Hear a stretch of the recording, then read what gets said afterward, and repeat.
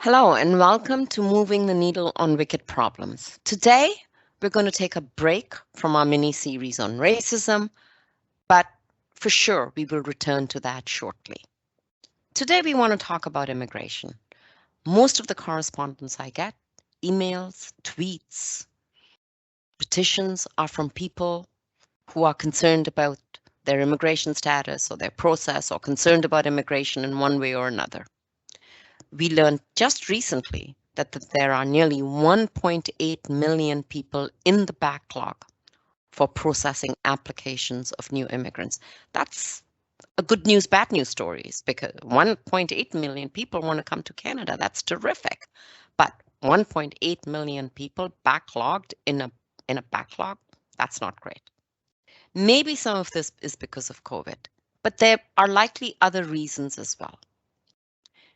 People have talked about IRCC not being client focused enough, despite some changes that have been made. Or maybe there are other reasons. Yeah, absolutely, Senator. And we also wanted to talk about, an issue that is actually very close to your heart. The pandemic laid bare who the essential workers are in Canada. I'm thinking about caregivers, farm laborers that put their health and safety at risk to look after our loved ones and to put food on our table. Canadians have recognized their contribution, but in many ways, the government hasn't. Despite being essential, they're also temporary in the eyes of Canadian immigration. So we wanted to delve into that question about, what immigrants that we need in Canada and what's the best way to bring them here. With that, let's get to the interview.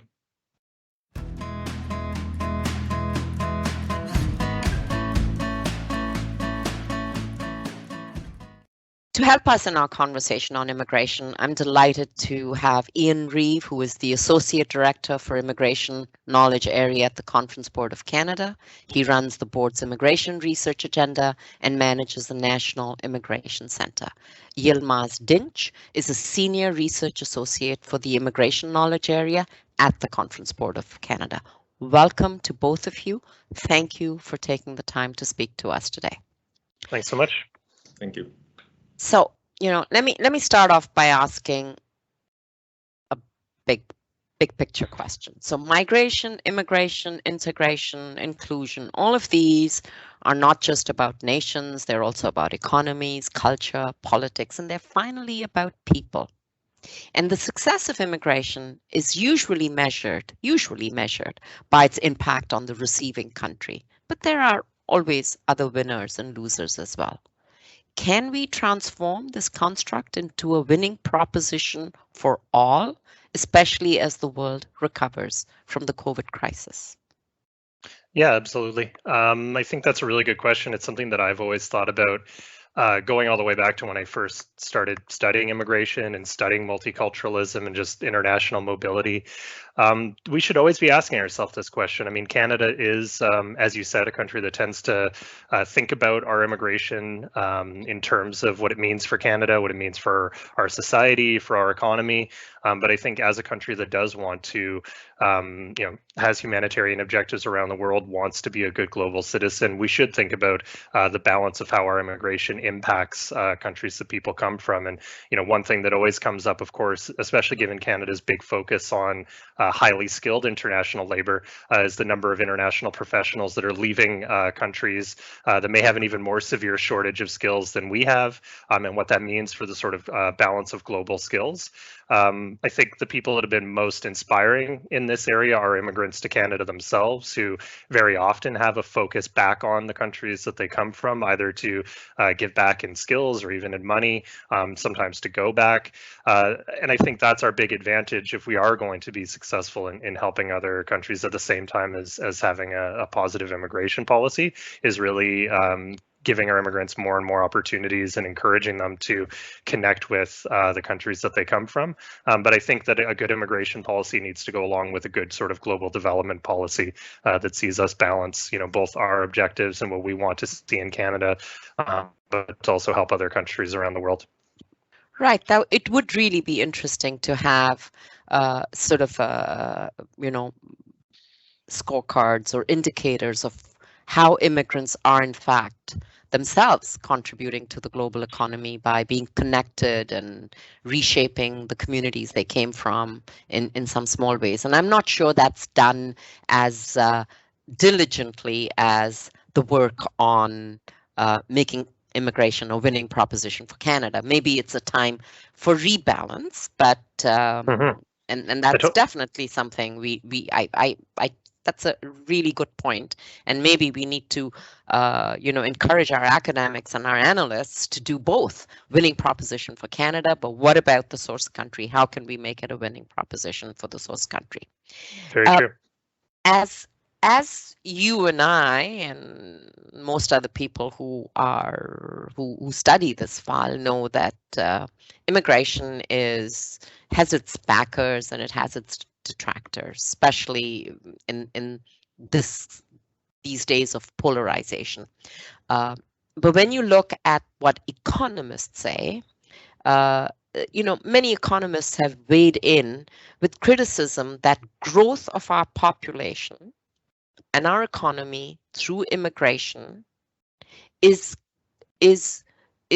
not in and of itself a healthy objective for Canada. Instead, we should focus on increasing GDP growth per capita. If we don't do that, we will only bring more people in, but there will be greater inequality.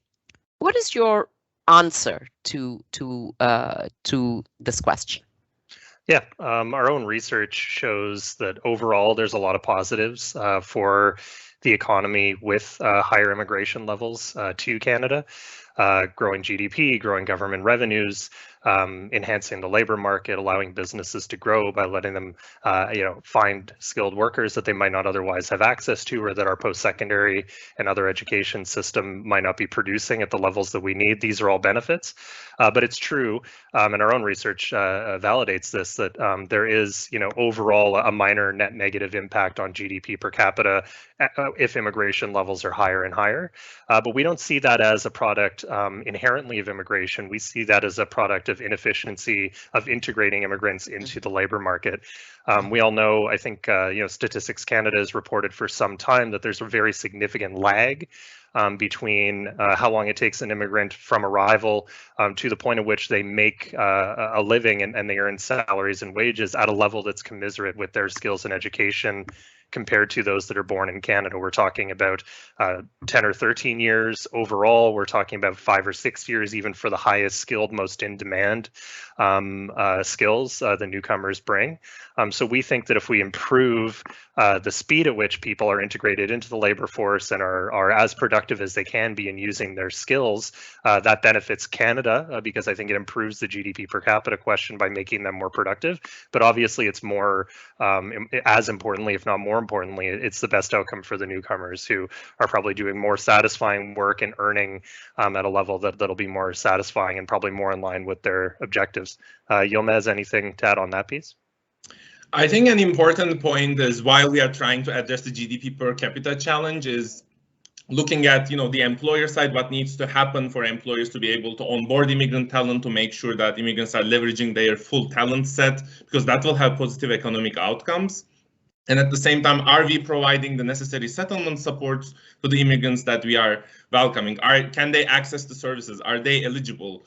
Are these the services that they need? That they might be eligible, but the services may not be meeting their needs. And Canada's composition of immigrants is changing as we admit, immigrants from different countries, from different backgrounds. Are the settlement services keeping up? I think as we answer and think about these questions, we don't see necessarily increasing GDP, and increasing GDP per capita can happen at the same time through making sure that we build inclusive workplaces and make sure settlement services are accessible and available. Yeah, and the last thing I'd add is there are a lot of other factors, I think probably significantly more important factors outside of immigration that impact equality, because GDP per capita isn't necessarily a measure of equality, right? GDP per capita could go up and inequality could still grow. If more and more of that wealth is concentrated higher up, and people in working class jobs may have access to less of that. So I think there's a lot of other factors, more important factors that impact exactly how equality is felt on the ground by most people that live and work in Canada, regardless of whether they're born in Canada or immigrants. You know, we just had an election, and you know, most of the major parties, if all of the major parties, you know, had in their platforms pro-immigrant sort of policies and ideas. I think there's, in general, relatively a consensus, you know, politically at this point that, you know, immigration is good for the country, that it will, you know, deal with various issues that we have, labor shortages, etc. But how do we maintain that positive outlook on immigration? Not only in political circles, we could, you know, you can touch on that if you like, but I'm thinking more about the hearts and minds of Canadians, where they are continue to be supportive of immigration. You know, what do we have to do to keep that level of support, you know, strong and stable? Yeah, I think right off the bat, I don't focus as much on convincing politicians, because I think that the political side follows the public. I think that if there were big cleavages that the parties could prey on, that were more insecure about immigration or more critical of immigration, then they would go there. If the population remains very well disposed towards immigration and mostly believe that immigration is a positive force for Canadian society and economy, then the parties will follow them.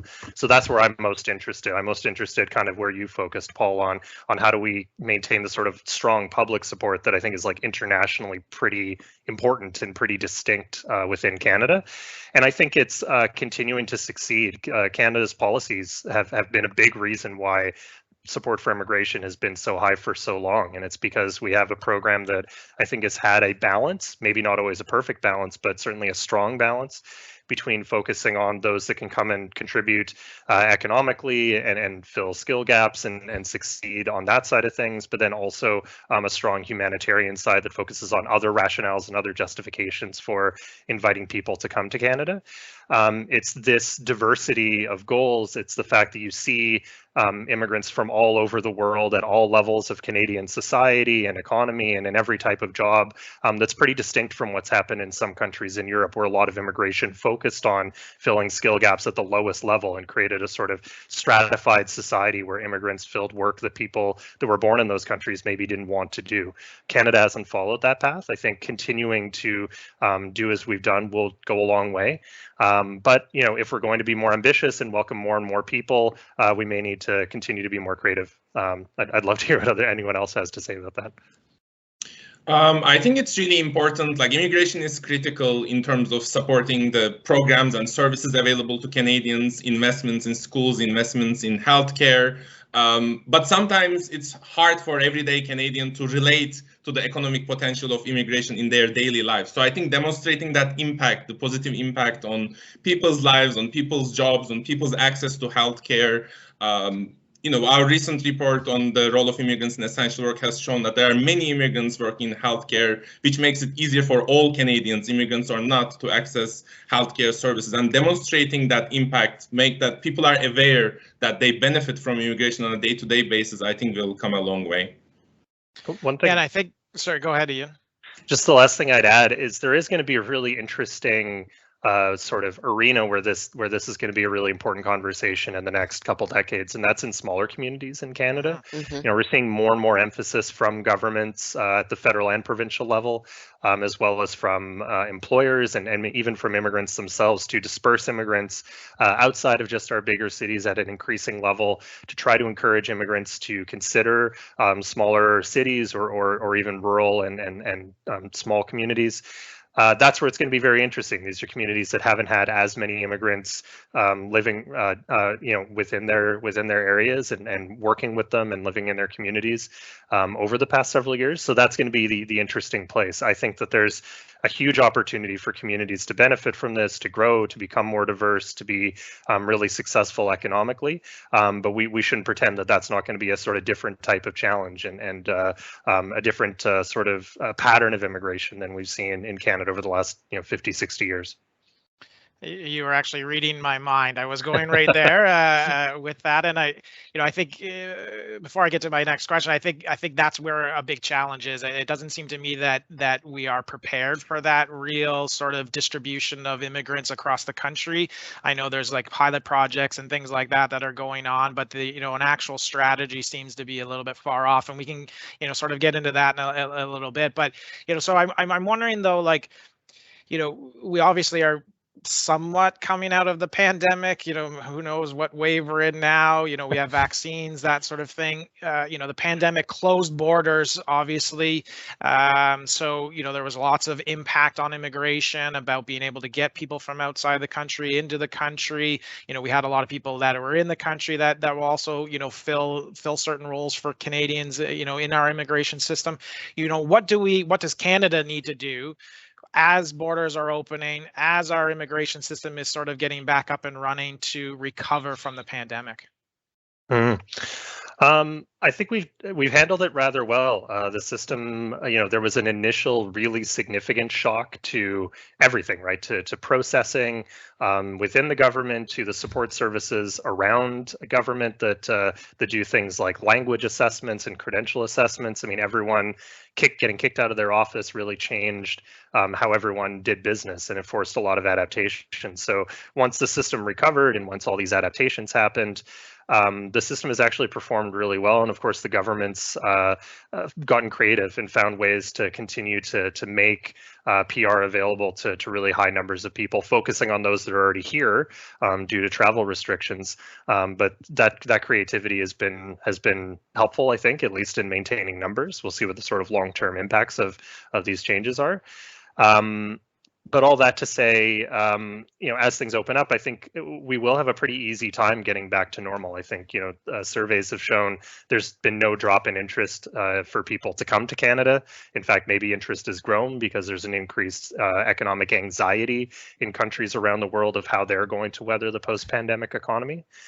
So I think we've managed to weather the worst parts of the pandemic. And so as things open up, I think it's just going to get easier and easier.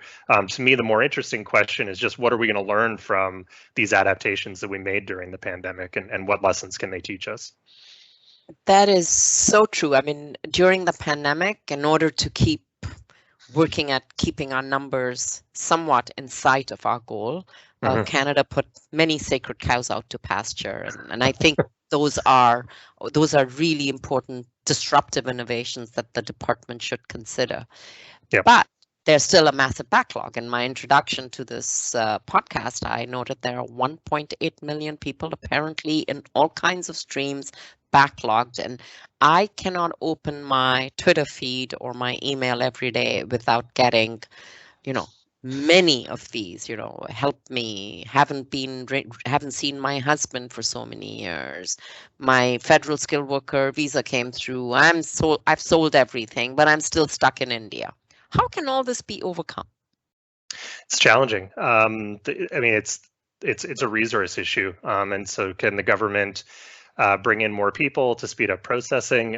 The thing that makes me a little bit nervous is at the same time that all this is happening with backlogs and service disruptions, the government's also talking about service modernization and bringing in a new digital system, which frankly is very, very overdue and very, very essential to making us a more modern and more efficient immigration system. Doing a big tech transformation at the same time that you're dealing with backlogs is potentially hazardous.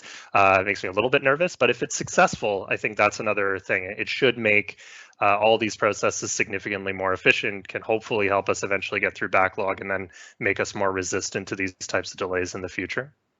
So you kind of, read my mind on the next question. Glitches, absolutely.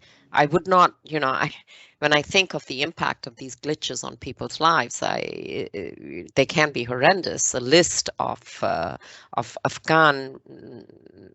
Afghan people on a list who are still in Afghanistan, still waiting to be evacuated, leaked one way or another. I mean, that's horrendous. And there have also been concerns about the application of AI to files, and you and I have both read that the AI is either discriminatory or refusing applicants for no apparent reason. And so I agree with you. It's time to bring IRCC into the digital world and the use of AI, but something seems to be not right in its implementation. Are these startup problems?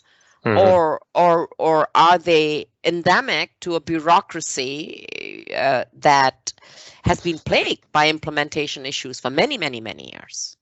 Truly. And that's where my nervousness comes from. We've seen a lot of projects, government tech modernization projects that have caused problems and caused significant delays. And as you say, I mean, I think modernization is essential. The use of these tools can be very effective, but there's always going to be issues and problems. But when you're talking about something like immigration, those small hiccups and small problems have such massive impacts on people's lives. We're not just talking about delays in sending out records or people not getting their driver's license quite on time, or you know, more minor things, you know, having to wait in line longer at the grocery store or something. We're talking about people that are making a fundamental change in their lives and take a huge amount of risk, making themselves very vulnerable. And so seemingly small glitches can have a huge impact. But what I'd say on the other hand is it's that risk aversion that sometimes makes government delay these things too long. It's a fear that bringing a new system will cause problems, will bring complaints, will bring condemnation that makes them slow to modernize. And then either they fall so far behind that it becomes, you know, challenging and even embarrassing compared to other systems that exist in the world, or the system totally passes them by and they're no longer effective at doing the work, you know, decades on after things have modernized. So the sad truth is that any change is always going to have some disruption. Those disruptions are going to have an impact, but ultimately we need to be brave enough to continue to hope to build a better system that could be more fair. Yeah, Yilmaz, any thoughts? I think intentionality and awareness is really important as well. Usually algorithmic tools or AI tools, you know, they work based on previously collected data. And we know across the world, this is not just IRCC, not just Canada, but across the world, as we are deploying AI tools and as we look at data that was collected over the last 20, 30 years, there's a lot of bias that's built into that data, and that influences how these tools operate. So being aware of that and being intentional in program design, you know, integrating the necessary kind of human elements to make sure that, you know, these kind of glitches don't affect people's lives, don't affect people's applications. I think that's the really important principle that we need to adhere to make sure that AI works for everyone involved. And I guess you also want to have the system where it evolves over time, where they're open to hearing criticisms, they're open to hearing issues, to be able to, you know, make sure that they make adjustments to the AI algorithms and systems that they are using. I wanted to, before we get into one of the sacred pastures that's sort of been thrown out the window because of the pandemic, I just wanted to follow up on this one idea about the distribution of new immigrants and newcomers across the country.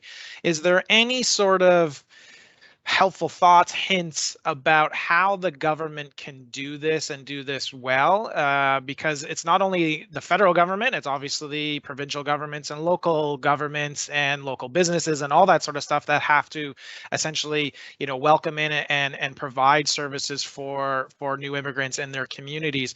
What can be done to really make that happen, so we don't only have immigrants going to Toronto and Vancouver and Montreal, we have a real distribution around the country? Yilmaz, why don't you take the lead on that one, because you've been doing work in this area that we're going to be releasing in the not so distant future.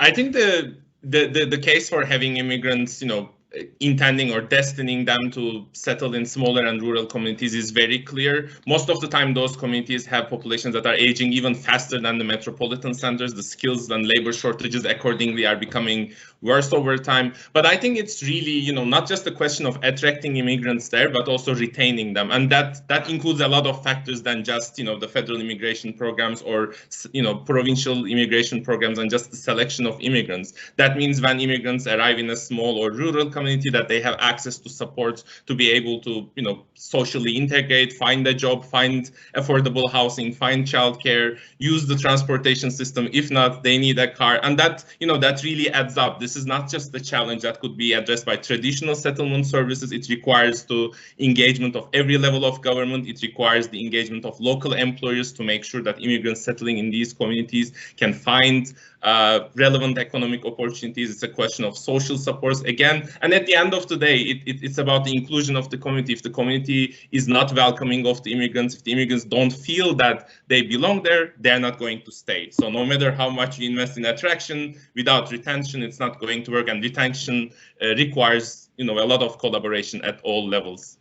Mm-hmm. So can I pursue that a little? Because I'm really interested in this, I think, national imperative to distribute the benefits of immigration throughout our country, and therefore, shore up our multicultural society in all parts of Canada, as opposed to urban centers.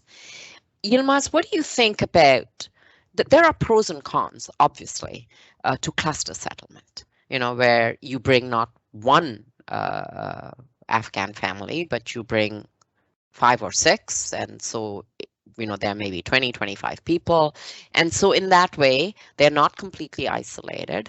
They can set up their own quasi-local efforts in local institutions, and they have sort of a sense of belonging to their community and to their new place. On the other hand, I have heard one of my colleagues who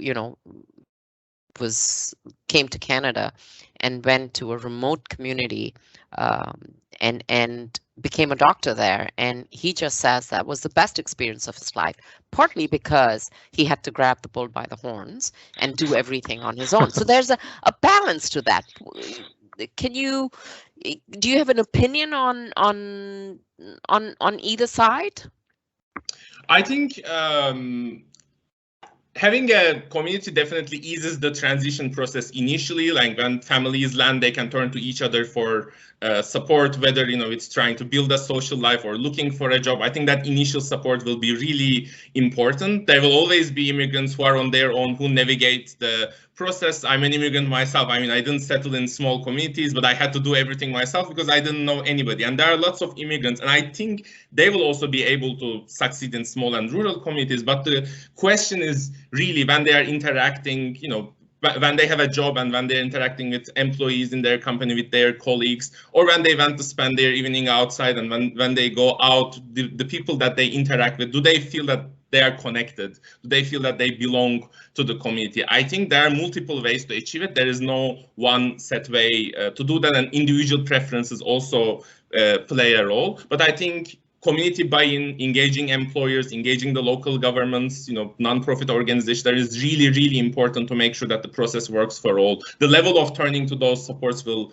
differ across immigrants, but I think having those in place overall is very important for success of regionalization.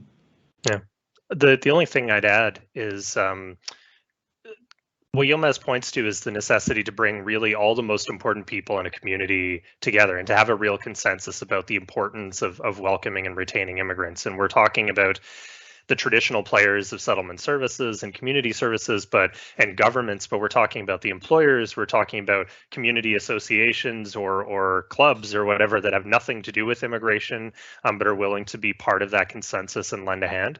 I think what we've seen so far is the communities that have that can be successful, both at attracting and retaining people, and communities that don't might struggle a bit more. And so I don't think that there should be any harm in saying, let's throw our support behind the communities that have reached that consensus and are willing to work together and swim in the same and row in the same direction on attracting and retaining people. And others might take more time to come around. There might be some people in those communities that want to see this, and others that are uncertain or more resistant, and it might take time.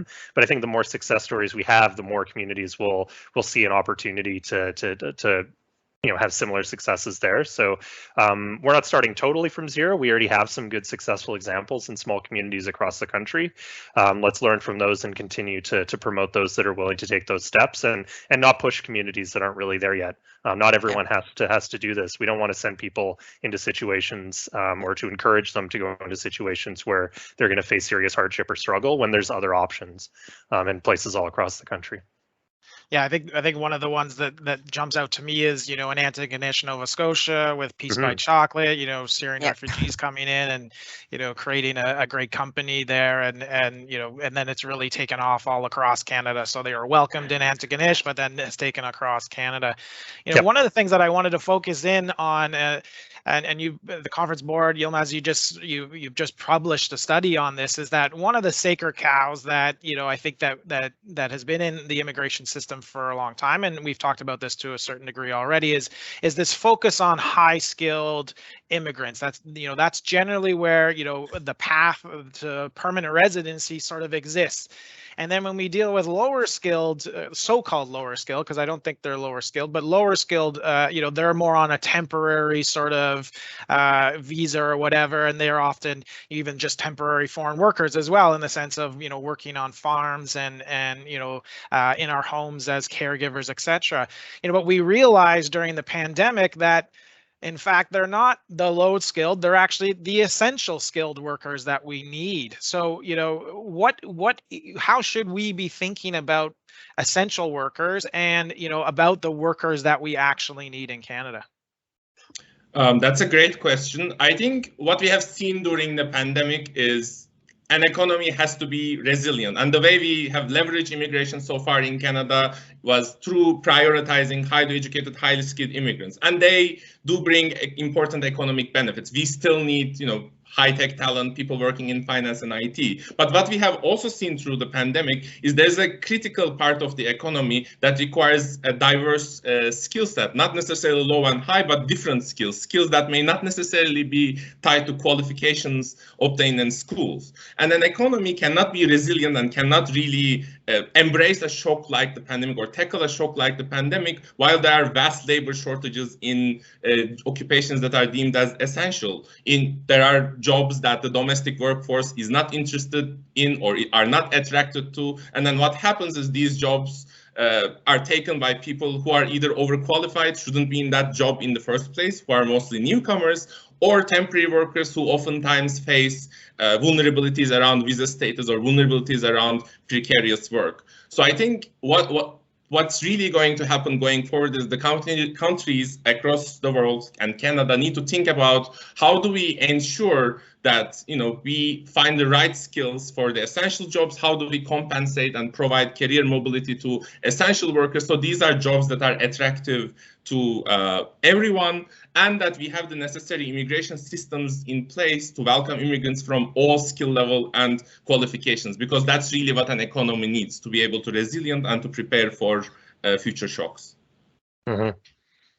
I was wondering, I'm curious on your perspective on this, because I don't think I've actually read this. And this is, some have, on the temporary foreign worker sort of side of things, some have argued that it should be essentially permanent resident status upon arrival in Canada.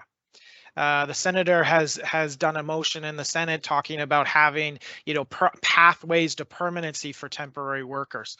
Where does the conference board, or where do you, I guess individually at the very least, maybe not just the conference board stance, where do you sort of see that sort of TR to PR situation, and should we create more pathways to permanency for temporary workers? Yeah. I will start with individually, and then I will leave the conference board position to Iain. Smart.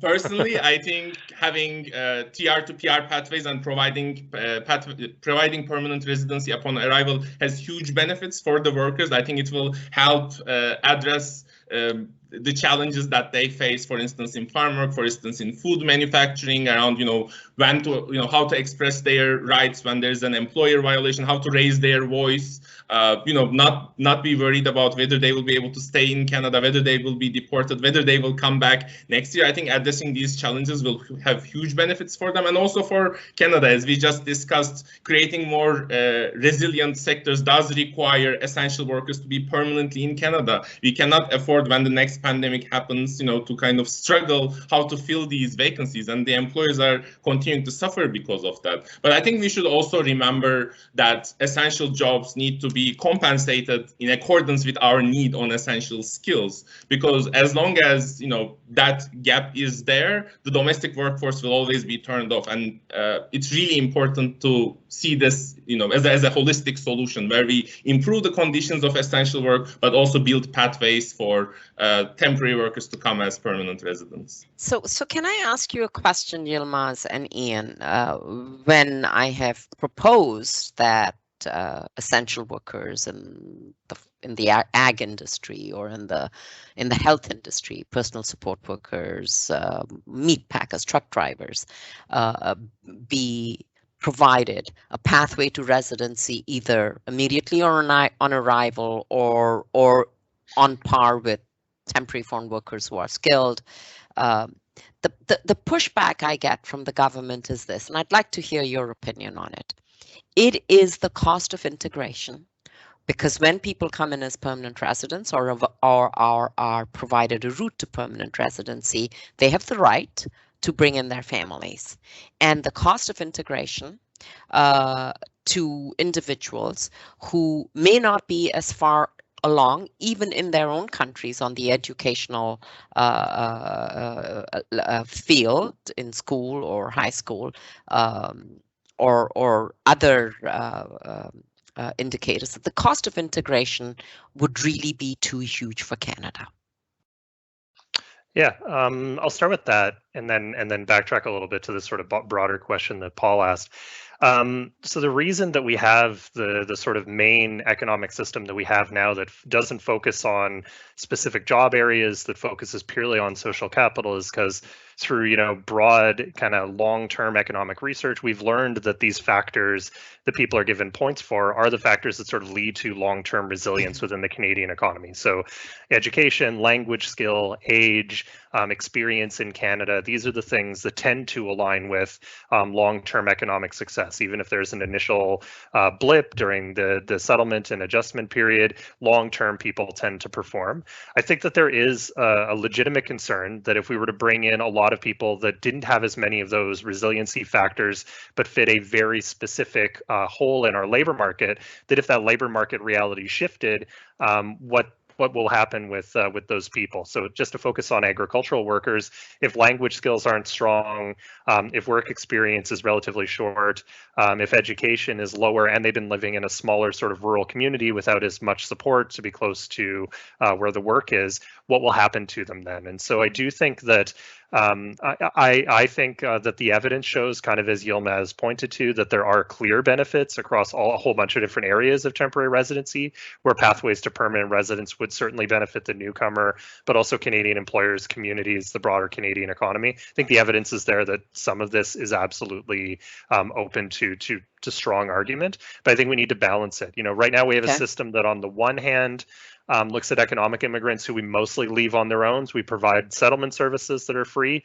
but beyond that, it's sort of up to them to figure out how to integrate and get work and survive in this sort of Canadian labor market. And then we have pure humanitarian refugees where there's a larger degree of settlement services. We might need something kind of in the middle, a higher degree of potential support and potential to build resilience for people that might not. We can't just assume they're going to be automatically very successful if their initial opportunities don't work out. I don't think it's good for immigrants or good for Canada if we were to just assume these folks will be okay, regardless of how the labor market might shift.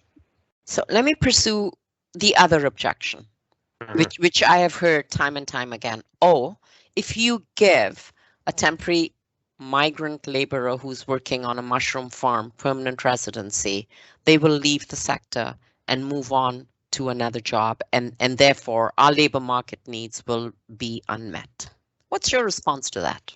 Yeah, I mean, specifically in agriculture, where there's such a high reliance on temporary foreign worker labor because of the sort of lower labor costs, I think that's a legitimate concern that they might have, that once someone is a permanent resident, they have full options, they may go somewhere else. But I think it's up to those employers to sort of try to be competitive then. I think that we're in a vulnerable position in that industry, relying exclusively on a churn of temporary workers every single year. I think and many people, to their credit, many people within that industry agree on this, that they'd rather have stable long-term workers that they can actually grow within the industry, that they don't have to constantly do this bureaucratic churn. So I think there are actors and employers within that industry that really agree with this. But I think we want to move to a solution where it's more permanent workers, and then we leave it to the sector and to individual employers to try to entice workers to stay just like anyone else in the labor market would, to compete for those people, but giving them a leg up by bringing them workers that have a high likelihood of being interested in working in their sectors, at least to start. Yilmaz, any thoughts on that? I don't think there is necessarily data and evidence showing that, once somebody gets permanent residence and they are, previously a temporary worker, that they can just switch sectors or jobs. Do they have the relevant skill sets and qualifications? Is it that easy to make a transition? I think that's an area where I think there's a lot of discussion, but we don't necessarily have the data and evidence to back the argument. But I think what's really important, as Iain said, is that at some point the discussion around kind of creating the pathways to permanency, creating the right immigration system that fills essential occupations needs to go hand in hand with the discussion of how are these jobs being compensated, how is retention, how do we provide advancement opportunities to people in there, and these are attractive, desirable jobs for the local workforce. Yeah, it's almost we almost created a contradiction there between these two responses, right? On the one hand, I'm saying maybe we should be concerned if people don't have a lot of experience and they come into these sectors, will they be able to jump to other places if that work becomes short? On the other hand, there's some employers that are saying as soon as they have permanent residency, they're going to jump. I think what Yilmaz says is exactly right. We need more evidence on this. We need to better and frankly, the pandemic's provided us an opportunity to do that. There's a whole bunch of people in these sectors who have been given a pathway to permanent residency that's atypical. So let's observe their experiences and sort of see what we can learn about this. Yeah, and economists I talk to say this: supply and demand.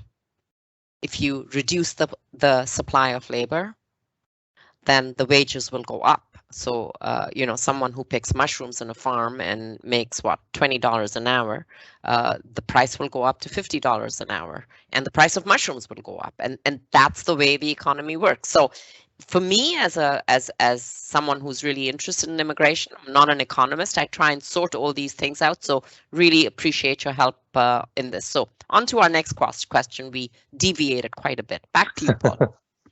Well, I was just going to ask, we're going into a new legislative session. Parliament is starting up again soon. We actually just recently had a conversation with someone that works in the immigration sector as well, basically, and he made the point that we're a land of pilot projects. We haven't had any legislation really since the citizenship legislation in 2016. There's been a bit of change here and there, perhaps in like a BIA a few years ago when it came to asylum seekers and things like that. If you had your sort of vision of where we should be going in the next few years, and where do you think we should be going on immigration, and what should we be doing, over the next number of years to make the system better? It's a complicated time to ask that question because there's just been so much. And we have a new minister as well. So we have a new minister, so we'll wait to see a little bit more about what his vision for the department and for immigration is. I'm excited to learn more. But it's an interesting time to ask that. I think I'd be really nervous if you asked me to commit today to how we should reform the system, because I actually, and this is a very director of a research area kind of answer, but I think with all the disruption that's happened, with all the innovation that's happened in welcoming temporary residents, those with more Canadian experience, we have a lot that we can learn over the next few years by simply watching and observing how these folks do in terms of their integration, in terms of their settlement patterns, in terms of how they perform and settle into the economy and the labor market. We'll learn an awful lot about the value of Canadian experience as a student, as a worker, over the next couple of years that'll inform exactly the types of questions we were just talking about how can we offer more effective pathways from temporary to permanent residency. So if I had my choice, I guess I'd ask the government to devote a lot of resources to really carefully studying and understanding what happens over the next few years. And I think in 3 to 5 years, we might have the basis to really transform the program in a pretty significant way, to rebalance it potentially between the sort of broad social capital system that we've relied on for a long time and a more targeted system that tries to get people into roles up and down the sort of skill ladder that could be really effective in the Canadian economy and give opportunities to immigrants who might not otherwise have had opportunities to come to Canada. Yilmaz, do you have anything more like ambitious or immediate? I just want to punt the ball down the field a little bit. I think you covered it well. It's really about looking at the results of all the experimentation that has happened during COVID, changing composition of immigrant intake, change in how the services are being provided. And we will see how actually the immigrants that are becoming the newcomers who were admitted during the pandemic, how will they perform in the economy compared to their predecessors? How will they adapt? Will they, to what extent they will be successful? So I think that will really inform both the selection and the supports side in the immigration system going forward. So we'll have a lot of data and insights to study in the coming months and years. You made me think of one thing. I could throw one thing that's actually decisive, which is like we see good evidence for continuing to increase immigration levels, and we'll see very soon, I think, the government's new levels plan to see if they're continuing on the trajectory that they set post-pandemic. But settlement service funding hasn't kept up with that. Settlement service funding hasn't sort of grown as the sort of levels targets has grown. So I guess if I had one thing, I would say we can't let that fall too far behind. We want to make sure that settlement services are well resourced, especially if we're going to be introducing more diversity of skills, experience, education into into society and into the labor market. True. So, you know, I'm an immigration junkie, as I think you both are as well, so we could carry on forever. But I have one question before we get to the final one, and it is this. Let's talk about international students for a bit. Low-hanging fruit for Canada. They've studied in Canada, they speak the language, they've got degrees, credentials won't be an issue. But recently, we've seen really disturbing media reports on how that international student stream has elements of abuse that do not speak to our either to our advantage, our reputation, or to the lives of the people who are impacted. So if there is a change to be made, since we're talking about changes, what do you think should be done to keep our flow of international students strong, because we need them, but also to leach out this abuse that is apparently prevalent in many parts of the system? Yeah, that's a fantastic question, and one that we're very, very focused on. We're actually hoping we have one project starting right now that's underway that's looking at the degree to which international students utilize the different pathways that are available across the system to become permanent residents. So we're going to learn a little bit just a basic information through that, but our long-term interest really isn't exactly this question. You know, what's going on with the growth in international students? What are the objectives of students coming into the system? Who are the different organizations and players in the system that are influencing things? And what the problem is, we have a coordination problem, right? You know, the international students aren't chosen by governments; they're chosen by post-secondary institutions. Yeah. And post-secondary institutions aren't choosing students with an immigration objective in mind. They aren't even always necessarily choosing them with the purest of pedagogical explanations in mind. This is an economic question for them. It's a balance book question. You know, as provinces have put less and less money into post-secondary institutions, but asked them to do more and more, international students and sort of unregulated international student tuition has been one of the only places where institutions can consistently grow their revenue. So they're operating with a set of incentives where the only way they can grow financially, really, for the most part, and the only lever that they have really strong control over is international student recruitment. Provinces don't want to invest more, or haven't really wanted to invest more in post-secondary, so they've been kind of hands-off about that question. And the federal government has just continued to issue visas without really any attempt to coordinate or limit. And as a result, the system this isn't an immigration policy per se anymore. It's really a post-secondary finance and recruitment policy. And as a result, you know, at the very highest level, in our best, you know, institutions, the sort of overall trend is bringing in brilliant young people who get good education, and some of whom hopefully choose to stay in Canada if they want to. That seems to be working okay. But in other institutions, people are coming here not because they necessarily want to study in Canada, or not because they necessarily want a Canadian credential, just because they see going through the institution as a pathway to citizenship. And no one is really getting the thing that they want in that situation. So I think, you know, if I could change things, we need a more coordinated system. We need a slightly more honest system about the objectives of the different players. But it's a really hard nut to crack, because institutions are genuinely strapped for funding to accomplish the goals that are being put on them by governments. And it's challenging to see what we could replace that with besides just tons more government funding, which obviously isn't in great supply right now. Well, I certainly will look forward to that report. I have my own opinions on what the government must do, because, you know, this is a key advantage that Canada has, and we should not dissipated without paying attention to the issues on the edges.